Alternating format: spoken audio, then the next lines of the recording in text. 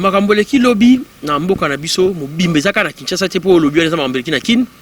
moleki partout na l'intérieur na ba province tozala bakaba tu bala tisiko to solo la boye ba na prison na manie makuna tozala na prison na chopo kuna bakangaki batu na epalanga na Bukavu bakangaki batu na Kasai ba panzi batu ba beti batu mususu partout bakamboleki ya mabe makasi changement au bazo ebsaka biso wana ezaka ya maloba ezola sa mboka mobima mokili mobima ke ndenge biso tolobaka ke Kabila azaka na bokonzi et système na yeka ndezo continuer tozaka na raison biso to sengi marche eza tina te po bon baza ku na droit na terre reprendre acte ou pas bon il faut baser la biso ka mukolo na marche ne batinde ba police la bango batinde ba encadrer biso et non ba beta biso ba film bobo ke so ba gaz lacrymogène ba kanga batu mususu ba sukisa batu mususu pota bon il faut ka baser la biso pour ba encadrer biso et lo ba salité ba répondre quand même c'est la preuve que te déposaki Moutou a gagné l'élection présidentielle les Martin Fayulu Madidi. Tozolo bayango depuis Mokoloana. Tolobi vérité des urnes. Batu babimisi ba député provinciaux. Batu babimisi ba député nationaux. Na Moutou babimisi président ba gagné té. Baza volonté à peuple té. Tozolo bayango. Tolobi que toza la crise, il y a légitimité. Oh constitution na biso même na préambule nango zolo bayango. Crise à légitimité. Yango ça la kemboka biso se développer té. Très chers téléspectateurs, internautes, voulais-je dire, vous qui nous suivez à partir de votre site tant aimé, qui vous propose des actualités politiques et culturelles et qui vous fait vivre les moments forts de l'actualité et de l'information qui domine la République démocratique du Congo, mais aussi en dehors de nos frontières. Alors sur ce plateau, quelqu'un que vous connaissez très bien, il va devoir nous parler de la balkanisation, parce que c'est un sujet qui dérange tout le monde, tout le peuple congolais ne veut même pas que même quelques mètres, centimètres de la RDC soit cédé à qui que ce soit, et lui va expliciter les guerres en répétition à l'est du pays. Nous allons discuter avec lui sur la marche d'hier, le 17 janvier, qui a été repoussée, la marche qui a été dirigée par le président Martin Fayulu. Et lui, il va nous donner de plus amples détails sur ce plateau. Il est président du parti ADN, c'est le maître Patrick Chihuahua. Sur ce plateau, je dis bonjour maître. Bonjour. Je vous vois déjà en tenue. Comment vous pouvez expliquer tenue? Parce que je mérite qu'on soit un peu bilingue pour permettre l'accession et l'information par Batunyoso.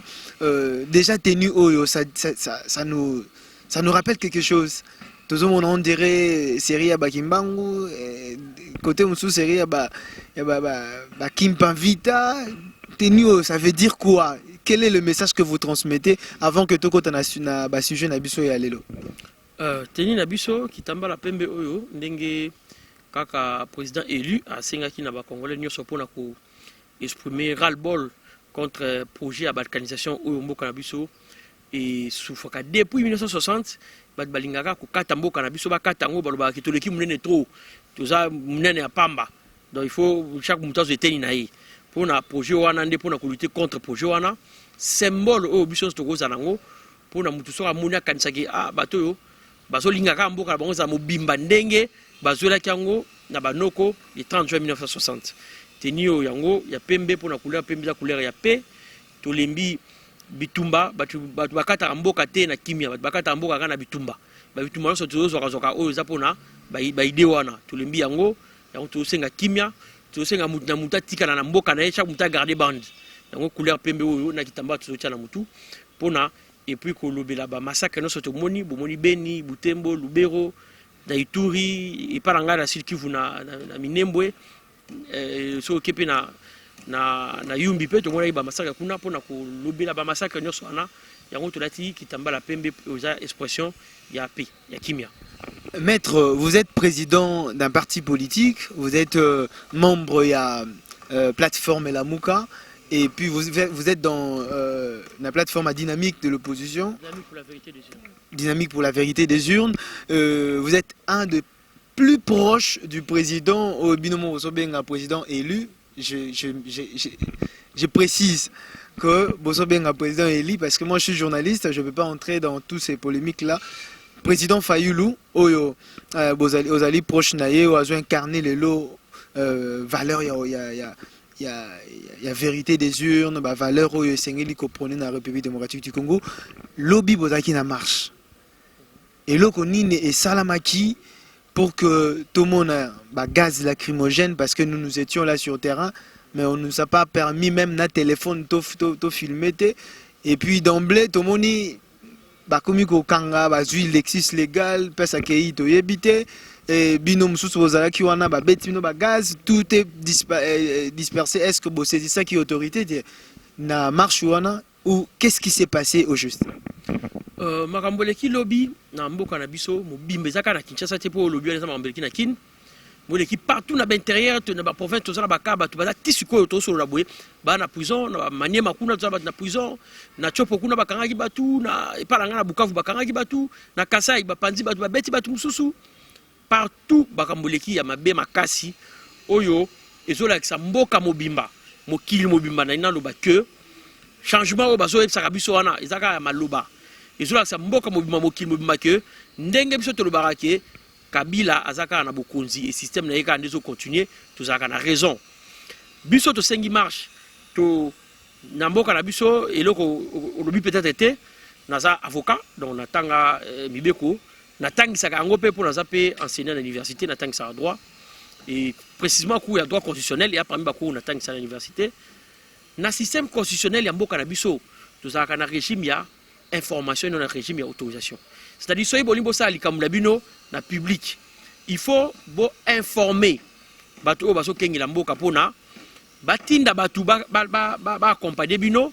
pona ko éviter ba casse pona ko éviter ba sécuriser pe ba bien na batu o ba kosala ngo. Donc ça information des faux bosala et non autorisation, c'est-à-dire bo c'est la terme mutana sa bino ke na zui acte na zui acte to na ndimi to na boyi bo c'est la ngote. Maître Bazo reproché Bino Bozo pe sa information dans les médias ou les a écrit. Est-ce que vous avez des documents qui prouvent que ils ont les réseaux sociaux na ba la preuve va répondre nango surtout comment qui te va répondre ndeni na ko répondre de bazo ba ke bango ba prendre acte ba ko prendre acte non seulement ils a tina te pour bon ba za na droit na terre reprendre acte ou pas. Bon, il faut baser la biso comme Mukolo na marche, ne batiner la police, la bango batiner bon encadrer biso. Et non ba beta biso ba film bobo que ba gaz lacrymogène, ba karabatu musu ba suksa batu musu pota. Bon, il faut ka baser la biso pour encadrer biso. Et là ba salité, ba répondre quand même, c'est la preuve que te dépose aquí. Mais réponse ni ba pesa biso. Que bon ba ko kozwa et comprendre acte pona situation contexte politique actuel. Bon on est gouverneur qui ça lobaki. Na bamboka msusu o baboyi ba réponse wana pe komelaki bato basengaki o ifela basala ba marche kuna na ebité raison ni bazwaki mais na Kisasa Gentili Ngobila lobby contexte politique actuel nde ezotinda ye ablinga ko prendre acte parce que biso to tuni mutuna contexte politique actuel ngo za nini to kena au-delà à l'effet qu'il y a droit même pas ko boya ko prendre acte contexte politique za nini pour depuis butu ya les 10 Tongo ya le 11 janvier 2019. Tozolo bayango ke ba miyibi élection. Mutu a gagné l'élection présidentielle les Martin Fayulu Madidi. Tozolo bayango depuis mokolo wana. Tolobi vérité des urnes, batu ba bimisi ba député provinciaux, batu ba bimisi ba député nationaux. Na mutu ba bimisi président ba gagné té. Ba sa volonté à peuple té. Tozolo bayango. Tolobi que tozana crise, il y a légitimité. Oh, constitution na biso même na préambule nango zolo bango crise à légitimité ya ngoni sala ke mboka biso se développer té ba si biso ke toza maboma crise ezate topoli tondima siko toye même na plan ya proposition sortie de crise on a proposition sortie de crise ya nini crise ezate so contexte politique actuel o ya zolo bela Gentili Ngobila mutu batindi na Chilombo na Kabila contexte politique wana eza nini nde mutu na tozela o moni ke mutu ko kosa nyoso mako kosa conscience na été. Contexte politique actuel à Zolo-Belana est à crise de légitimité. Donc, pour nous, bango ba yibi, biso, tout ça doit réclamer té. Et en plus, et là, tout ça marché l'année de Sengaki. Ça n'a rien à voir avec la vérité des urnes. Et l'autre zo marché les eza ndenge bayini ya Congo bazolinga bakata Congo mike na lolenge bandeko na biso bakufi na babeli na babutemo na balubero partout on atanga kiwana ba massacre leki. Yamboto lobela balkanisation de sur wana oyo pesa ba congolais nyonso kanda na linga kina loba to betana nous c'était jusque là bozan na bilan ya batu combien bakangi o bazaki na marche partout na Kinshasa parce que batu bazo lobela beaucoup plus Lexus légal parce que c'est quand même une star, c'est quand même quelqu'un qui est connu, mais en dehors ya yé est-ce que bosu ba eko ya batu suso bakangi et puis ceux qui bakangi bango vous avez déjà déployé bateau barokita pour na baye ba ndeko wana bazar parce qu'ils sont quand même des Congolais. Oui, Lexus abimaki babimsaki finalement. Mais bah bêtier bon zaka pona tozo lingate et monde tozo milela lela parce que bon mona ki Lexus nenga bimaki bon mona foma ke il amba ataki ya pembe bon mona ka ataki lamba pembe la marche et ça là ba makila mo boyina lamba nem na simaro mona ba hui po minduki la bango ba kosali betidia a ki betidia ba bombi minduki betidia sa rouiller bon ba sala minduki rouiller minduki obiso to ba betela biso lobia minduki rouiller so tayi bilamba mutu so azaki minduki cross minduki au moins que rouille etikale ne lamba donc ba sala mindu ki rouille ba policier na biso wana bo au moins na ba rouille na mukonga les six de lamba ezali ba pota ni ezali mais to lobi to rolande la malembe makamwa po biso to bundela ka mibeko tina suka au delà Alexis ba te belé ba ta prison tisiko na biso na tangelo maniema na tangelo même na kin awa et ce qui est plus important c'est que ba te belé ba bungi et ça ba tisiko na nous to su bangote. C'est-à-dire ba auto so ba ke bazala ya kokanga maona eza batu auto yebi côté bazali eza na kasho kingandi eza na kasho songolo mais zali na batu oyo to yebi côté bazate depuis l'obitis ko baso mona na te et côté téléphone te lo côté ça compter bino ba journaliste bo mona ki ba caméra kei ba téléphone kei ba mo kei to yebi te so batine ba to la pour ba iba to batine ba ngopona ba sunga biso to kindi donc batu babungi ebele toujours boya ko compter bango comme ba mort pour mbeko la biso et plus préciser à partir de quelle date boko ko déclarer mutu disparu toujours zela tant ou date on ko ka soki ba bimisa biso bango karaté pour tout sûr que ba oyo ba bungi wana ba limoté bazaka na mukili na biso soki bazala ba kasho nyoso to tambolite autorisation ba prison ba kangi wana c'est que bazala ba kasho oya anero chulo mbalo ba kanga wana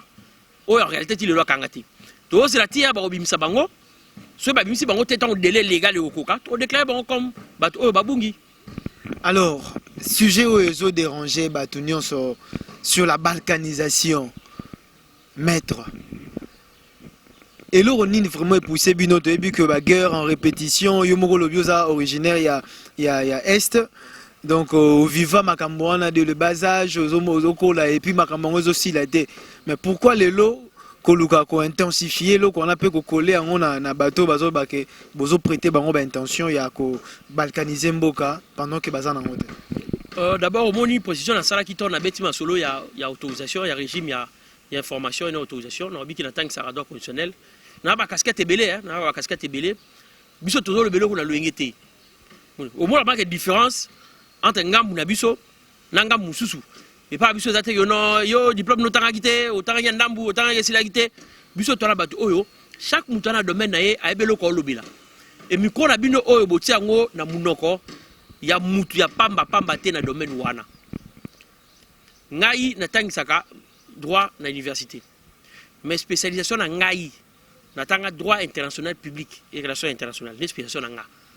travail na ngai TFC na ngai na ko pesa bino ba sujet po batu musu ba mona kay moi crédibilité ba na oluba. La bibliothèque peut s'ézaler ba kendota. Ok non luka côté zali sujet la nga ya TFC ezali le principe de l'intangibilité des frontières héritées de la colonisation.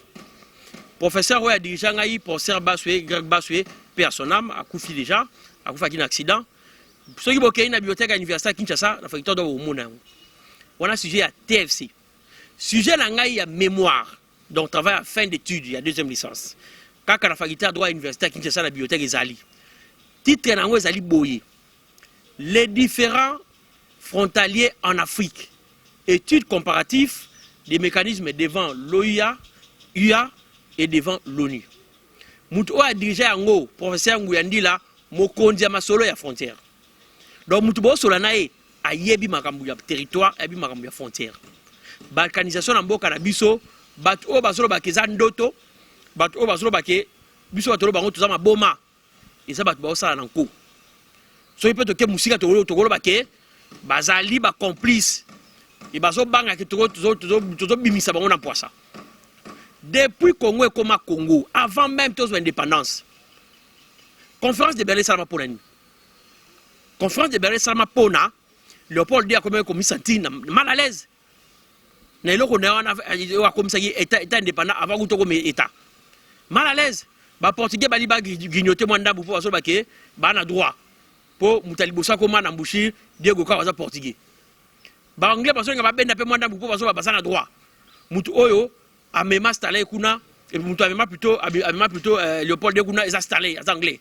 d'ailleurs mutaliboso o akala mikasara mutali asara ba recherche o asaba ba mikana na pesa Stalin eza Livingstone az anglais ba na droit entre autres ba français pe ba chepe mulunge pour ba solo ba que normalement bango de faire so Congo yanga muna biso pour Savonnier de Brazza yene ba pesa yemde mutaza akaki liboso mais Stalin ayokani na kwa makoko a roulé Savonnier de Brazza ba pesi Savonnier de Brazza côté à ngambu wana ya zu ngambu ba ba ngambu depuis série wana ba linga ba kataka Congo mikemke ba so kandambu donc e hando toté ba kena Berlin ba kaboli ba pesi bango ba kopesa bango ba bangi pe balma ba quand même super puissance ba bangi bango depuis 1800 ba linga ba so Congo ndambu to bandi ko pusana ti le vol da pesa ba belge ba misusu ba sepelité ba belge ba sali ni pour so Congo mnene bu bon pe fo la kati ti to zu indépendance ba c'est salami yango de balkanisation pour la bato ba habiter zali ko katete ni mboka yango de balkanisation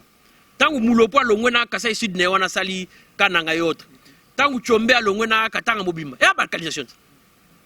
to sibisaka ngo to bunda to zonga mobimba to ko zonga mobimba po ba guerre nyonso wana 64 réunification chomba ye premier ministre makambe ginde le kana to histoire to mula balkanisation ndenge nyonso to bandi lisusu guerre en 98 de août Congo panzanite MSA juillet en Équateur RCD juillet RCD comme bele mike balkanisation yango wana et ça ka pona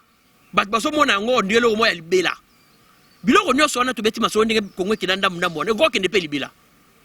e go kende pe libela to tikali kana ngambo to tikali na ngwana ngai na so sabino na zamuta Sud Kivu territoire de Walungu secteur de Ngweshe pour la ba détail tangu biso to na Kisasa awa guerre ba RCD bakati moka mike et ça iso bengi ndeko na yaza na Bukavu aza na village chez na ville Bukavu muto solution baso balabaka oh l'appareil de votre correspondant est éteint alors balaki na Rwanda bolobaka ke partout les ayeka ya Congo balkanisation yango wana pourquoi est-ce que bato ka soni kolobela yango to moni makambo leki to yoka biloko leka bato ba yebi masolo ba guerre ba yebi opération balusa béré siko maître il faut expliquer que cela bien pour moi la balkanisation mais opération balusa béré za kini basoda ba yokani il y a deux camps butu ba beti masasi ba balusa ba béré bonasi ba sali signal ba beti masasi sérieusement ça comme tout à masasi ba beta likolo batu bazala mboka ba ozela ka moyebi mamukie pour abima tant moyo bima na tant ba fani ni ba vide mboka bo personne ngoti na ngozani pour la ni boni ba vide mboka na bango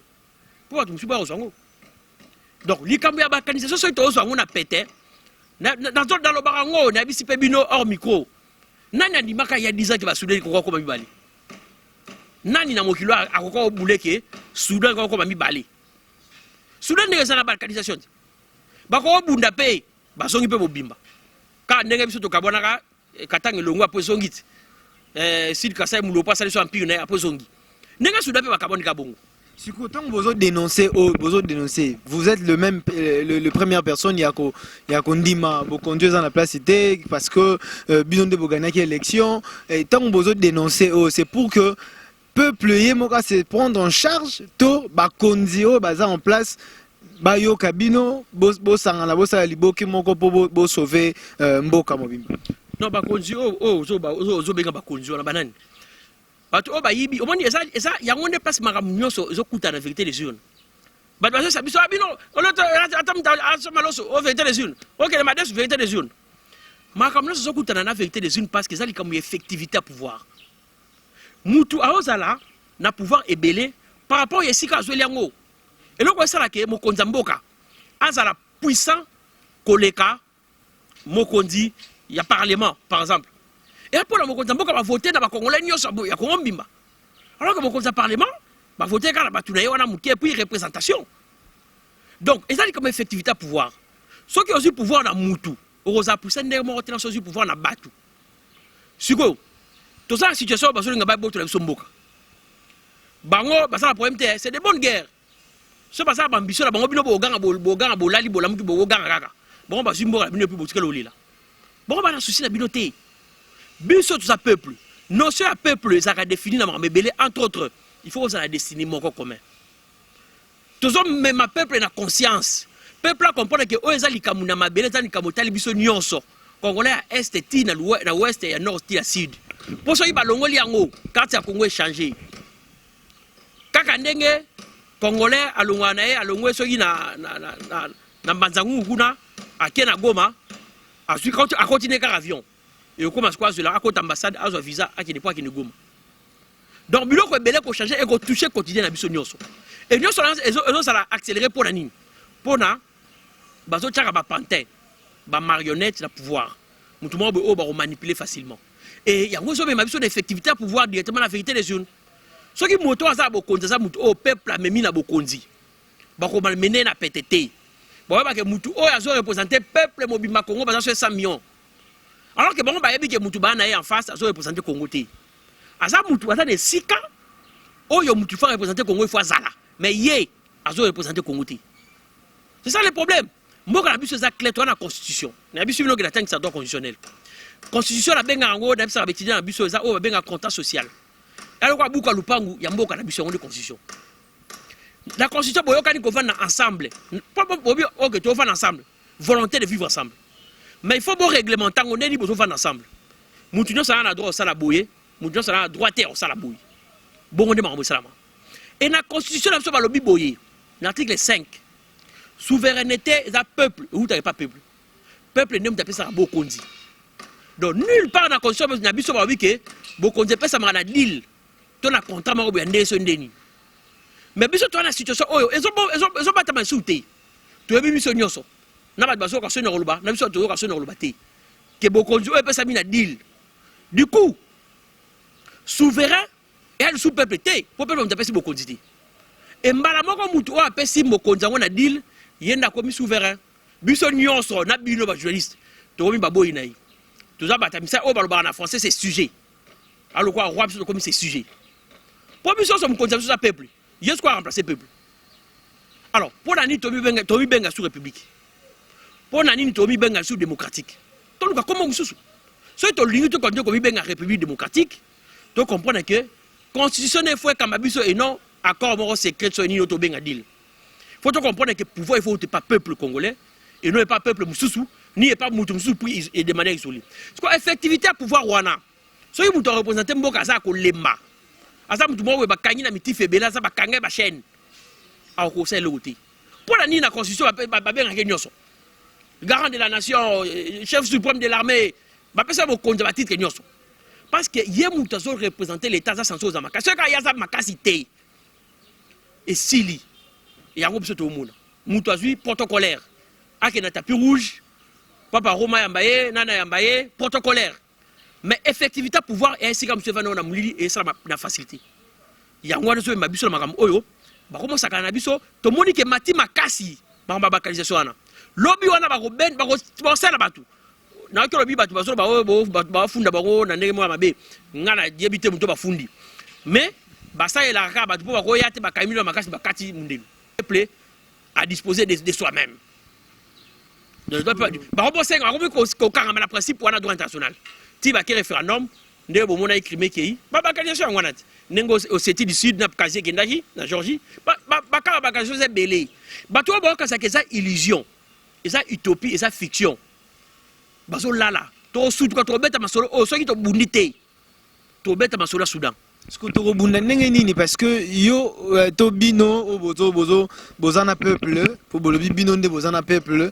force na bino ezaka peuple bozana armée te bozana eloko te bozaka bokosala mpona bozwa ba piste de solution mpona combattre balkanisation na aussi longtemps que vous bolingi te ko reconnaître bato oyo baza na mapinga bakoki kopesa ba ordre directement parce que il faudrait quand même qu'on se le dise. Vous ne pouvez pas donner des ordres na FRDC qui nous bunda salani. Sengi kaka muto azana mandat, to azana na autorité wana to mibeko pesi mitin to ndingise ya kozwa mikano sur ba décision là. Qu'est-ce qu'il faut faire exactement pour que ba peuple to biso peuple to mais qu'à faire face à une stratégie ni bossu en place malgré que le lobby marche et Simbagité pendant gaz lacrymogène. D'abord il faut que la madame biso toujours le battre que et ça ba tout mort il faut ça musala ba musu ça musalati. Toi le système il y a incompatibilité té. Toi le système qu'il faut ba bunda il faut bitumer à ba niveau nyonso. Ba mapinga na biso. Ba sala kama mbo sala ba continuer sala onde bo sala ngo. Bon ça ça bon malamu to ki ba kangi ba territoire zongi mais tant ba territoire que na ba beta lisolo te to ka zongi donc pour ça bino que autorité de l'État partout te donc za vivre dans ce pays balkanisation on a des mots mususu ba mboka zongi ba zongi ça peut mususu en tout cas ba mapinga na biso longonia mais bitu me faut ça ba terrain nyonso. Mais aucune déclaration tant ba FRDC ngape na pesi longonia ndenge ba bundi bitumba ba kangi ba o ba ko déranger population ba lobi bino ba autorité ya lamuka ya dynamique de l'opposition bo sali déclaration mo te pona ko pesa longonia na banini yo quand to sali encore lelo peut-être na émission pourquoi ko zala malili wana to ko s'abstenir ya ko loba ko kumisa ba mapinga na biso dynamique pour la vérité des urnes ngoloba parce que dynamique de l'opposition déjà ekinda etike la vérité des urnes non to vandi kimiata to vandi kimiata to lobaki lobaki peut-être abino bo zala batu mo boy kaka ne baloba ou bien baloba kana ndenge mo boy ba koma to basala sondeni to lobaki bitumba fo zala partout au moins ma fa de so sala bandi leloté armée la biso bunda et bundisa armée a chombe et bundisa mulopwe et bunda ba gizenga kuna na côté ya kisangani kuna pona ko bundisa ba kajeso zalate artisan à liboso il y a unification mo ka biso armée depuis 60 lelo bon apinga so ba bunda mais banguna pe ya Congo baza pe basite to bino bo bundisa bango bon pe luka stratégie pour la bundisa bino to mona ba héros na biso ba kufat ba général Baouma ba Mamadou Ndala ba Mouza Mabe bokasi vraiment que bato ba kufa ka ofele ba kufa ba ndenge mo boy oyo ekobetsa basolo ndenge mo boy vraiment logique te ba kufa ofele te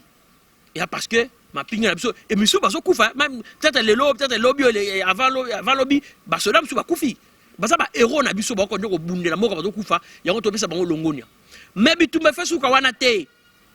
ngai na so betamino lisolo na 2004 na zalaka étudiant na université à Kinshasa. Na mois de juin, exactement une semaine avant coup d'état Eric Ling. Toyo kaka Bukavu Koi, kunda bato na mutebusi bazu yango. Il fait trop bani. Ba pinga longo na boko bunsa bango. Alors que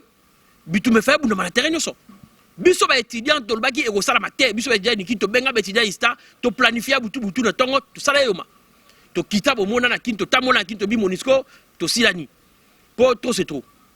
Bitumbana et si là, ce batuni batebele ba expliquer nani bitumbana et si là batebele ba expliquer monter.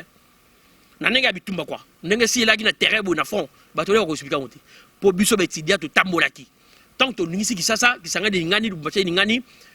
Communauté internationale. Na ba mboka misusu ya mike wana ba sandi ah oh c'est comme ma peuple. Peuple bo sale loko te po bo sisa ba congolais te. 100 millions de congolais ba kita mabele bota bo mboka di bo sela arme nucléaire te. Pour que ça soit mionté pour amener nucléaire ça arme ça te logo la machine soki et calcul exact et ce qu'on a 000 soit te 10 millions les restes batikali ba bomi bino soit te le 400 millions comme 200 millions et bomi na bino mo pe tant ba santi que to kiti biso betida ya 2014 bi ah ba ko mi sérieux ba mi bengani ba on la téléphone ba beti ma ça cité kuna bataille zonga nanu mutebusi zonga nanu donc pour la sabino que ba FARDC ba ça la bango auto respecter la bango pour nango mais biso il faut to continuer conscience parce que attention il ba beti ba FARDC pour na baso eteli na biso ba osela ka ba congolais c'est-à-dire bato baso vanda likolo ya mabele wana na betelo masolo ya droit international principe ya droit de peuple à disposer d'eux-mêmes il faut exploiter ça bon on soit même mabele ba non biso to ba yanki da partir le comme teto na biso bon ba jamais bongo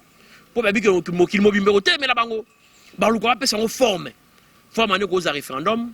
et cause la référendum pour to longo na biso na RDC référendum na bosa on na bana na ba bila mambila te bon ça la ngona batu o ba ufana na mabele wana yango il faut conscience populaire yango moli bloto ça wana et pour biso ce peuple congo tous la même morale to ba ke ba utiliser biso te ba infiltrer du thé pour na soi-disant ba ben na mabele pour tout ça na danger depuis la bête depuis 1800 avant 1885 pour qu'on fasse des belles salama avant 85 donc avant 1885 batu ba via mabele à Congo biso to ali kola mabele wana il faut tous la bomoko pour na tout ça la effort et que batu la ba kota biso te pour ba kabula biso bien faut ba kabula non biso batu après bon kabula pe ba bité na mabele yango misa tout ça là mais bon ba o ba so linga te to marchaka wana to comprendre ba il va dire ba signer ba non kaki muku na ba ki biso to bi constitution mais to bi dilté ba il va dire ba signer so que ça qui so il les méradeux to éviter mais mutu ba na misala celle misala to so moneza que so beti di solo ya Rwanda balamuki mutu no sa réagir adama ba kufa ba sekui so beti di solo ba kan so ba nisi et au sala mukusa pona nini o to benga na langage juridique suspicion légitime toi na droit ya ko suspecter batu na ndenge ba se comporter na dossier oyo et batu o ba pemeli biso to marché Congo mobimba pour to retient sur la muta gentilité gentilité muta boy ay gentilité muta boy marche na kinduta gentilité muta boy marche chopote gentilité aka kisa ça so y ba boy bongo c'est que ordre me outil du colo gentilité na muta o gérer Congo mobimba et to yebi na niveau intérieur na gérer Congo mobimba parti ni politique gérer Congo donc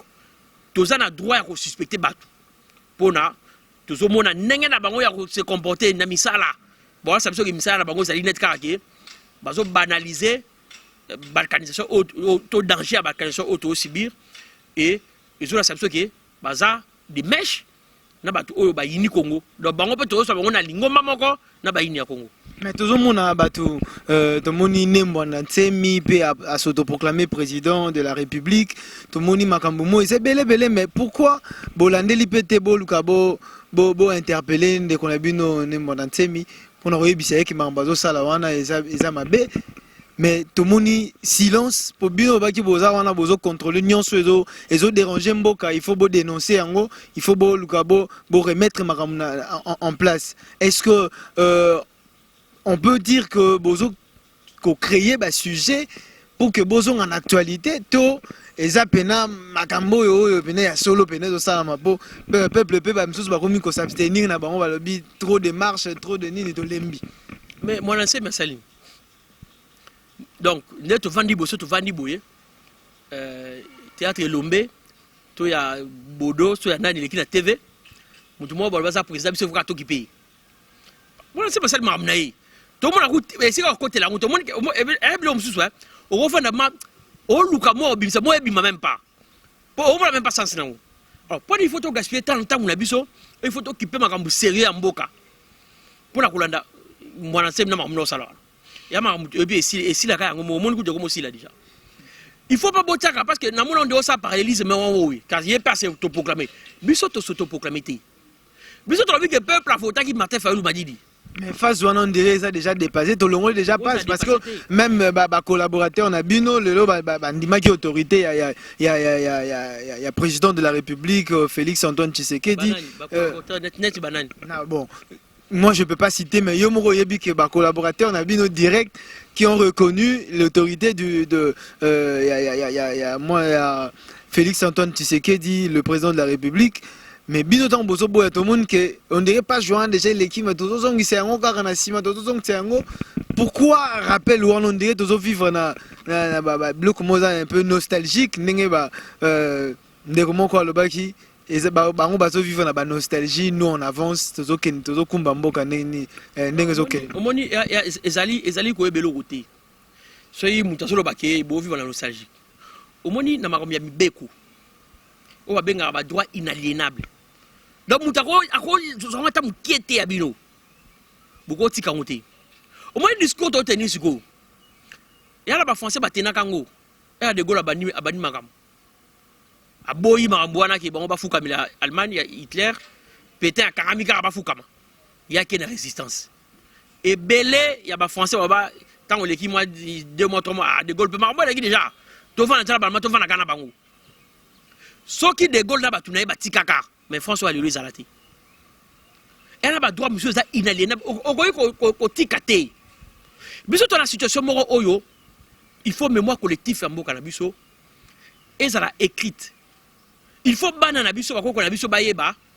nani yango a gagné quelle élection il y a le 30 décembre 2018. Bolobi ke Tshilombo azu so bokonzi. Et ça pouvoir de fait. Il y a so benga légalité ngana so boya men obenga légalité.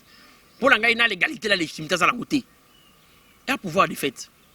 Il y a quand Kabila za pouvoir le 18 Kabila zo fêté 19 ans na ya bokonzi. Depuis le 18 février 2001. Ah na bokonzi na. Tant que le 18 février 2001, a gagné l'élection. Tant que Laurent Désiré Kabila a fait l'UANAE avant-hier, après le 17 mai 1997, a gagné l'élection. Tant que Mobutu, le machin, Mobutu a eu le pouvoir, le 24 novembre 1965, a gagné l'élection. Yé Tshilombo, à l'école micro, ça va duquer, à Blo la démocratie, je m'en fous. N'a pas le coup d'état dans le Simbi, n'a pas beaucoup. Toyo Gaït. Moko la bango, juge Corneille Wasenda. A sali opinion dissidente. Batunion se met à que te déposer la preuve. Sur base de quoi juge connaît Wasenda a sala opinion dissidente. Sur base de nini juge connaît Wasenda a pesa biso raison na procès wana et a loba que il fallait cour constitutionnel et déclarer Martin Fayulu Madidi comme président élu. Sur base de quoi? Ce qu'on va dire que non à sa minorité. Mais à sa minorité, on n'a pas de problème. À ça, il y a Moko sur 7, disons, sur 9.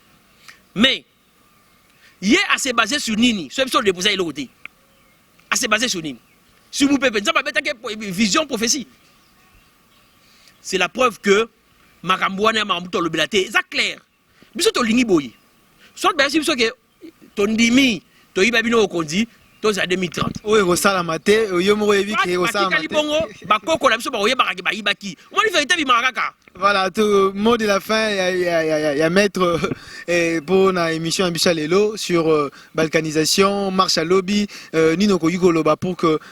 Bato Bazolanda Bisso va retenir na o Nyon Sotolobé parce que quand on parle de vérité des urnes, on parle de Martin Fayulu, on parle de dynamique de vérité des urnes, Marambezake Bela Goloba, et malheureusement le temps permettre Bisso aussi sa Nyon Sommet. En un mot ou résumé, qu'est-ce que les gens peuvent retenir? Il y a marche et puis bato bazali banda mboka o ba monaki angote ba monona bilili, qu'est-ce qu'ils peuvent retenir? Na mukuse na loba que d'abord merci d'un peuple congolais mo bimba ya partout ndenge ba telemaki ba la mukaki pe ba tambola ki lobby pour na ko telemela makanisi o ya ko kabola mboka o to bengi balkanisation na français na ndenge ba négociation belé ba kufi car na boulou wana ya mesa ya ko kabola mboka sima ko créer na moins instabilité pour na kabola mboka. Lobby te mène à balabala, malgré ba côté mususu ba boyaki, bo monde be ennemi ya démocratie, ba kosa ki bino ke bo changement et heureusement bon na bino ya po nga ba kosa jamais. Na tika we ba toujours que changement zaté, ta les droits zaté, ya kama moko. Lobby to l'axi na mukili mobimba ke ba tu oyo ba yibi bo konzi ya peuple congolais, oyo afotaki ba député na provinciaux, ba député na nationaux, na président na élu le 30 décembre 2018, bon ba yibi ya on ba bimisi ba na bango ya mayuya. Parce qu'on continue que tout ce peuple, plus que ce peuple que article 5 de la Constitution, ils ont la peuple ne peut pas soloté, peuple ne peut pas souveraineté, bango ne barosa mamnane balingi, ba beti bagaz, ba beti batu masasi, ba zokisi batu, ba kangi batu musu, ba limusi pe batu mususu. Tout ça ba ndolation ba congolais belé ba limu lobi ti lelo to vi côté ba keité, sûrement ba ça ba kashona bango anero ba kosa ba te ba kanga. To c'est la bango ba bimisa bango po ba salaka ba da anera po ba bimisa ba tiena ba parquet. So la bimisi bango te ti délai au 4 déclaré bango comme ba disparu. Nyon so ba saki lobby biso to tika yango te to landela yango bo mona makambo to ça lundi to l'exano ba week-end oyo to landela makambo en détail mais to senga kana peuple congolais vigilance toujours mboka na biso faut la mobimba congolais moko te ako gagner loko ce Congo comme ndambu mutu moko te azana droit ko longola ata 1 cm ya Congo et ça les mboka na yo te il faut ko landela epo ezaka na kati mboka na Congo congolais nyonso za ko telema bo monde to tambolaki bakanyeso ezo simba soute ba militaire na biso kuna ba sokotolongo nya vraiment ne bazo poussa la poussa bazo beta beta ba yuma wana biso pe na côté na biso si ba civil faut to tambola kaka vigilance to ita la terrain kitamba na biso pembe oyo signe ya kola sake to telemeli bakanalisation et to za na sima ya ba mapinga na biso ande ma il faut les bien donc to za ensemble peuple congolais to bo sana teke Congo ce qui est kabwani et kozala l'intérêt ya congolais ata moko te biso nyonso to yango. Voilà, merci. Merci beaucoup maître Totondio Botondi. Merci na ba internaute nyonso bozaki connecté na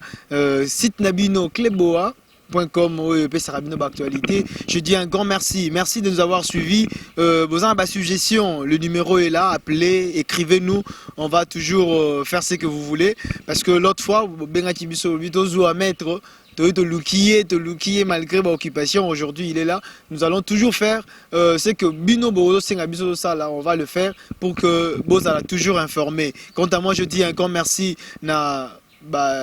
diaspora tout bazali na niveau ya France, Angleterre, Londres, et tout. Bozali wana avant Masikini, je vous dis un grand merci. Je dis un grand merci à l'équipe technique Mobimba Kleboa, Fonsi, au accompagnera partout. Je dis un grand merci à Pichu Mangaya, PM. Je dis un grand merci à De la Nation. Je dis un grand merci à l'équipe Mobimba ya Kleboa, au tout travailler. Mutuna, Mundu Kinaye. Na ba desk différent pour que tu proposes bino toujours to pesa bino basango yamboka. Et je dis un grand merci na bino pe bolande biso. Quant à moi, je vous retrouve prochainement na ba même plaisir. Au revoir.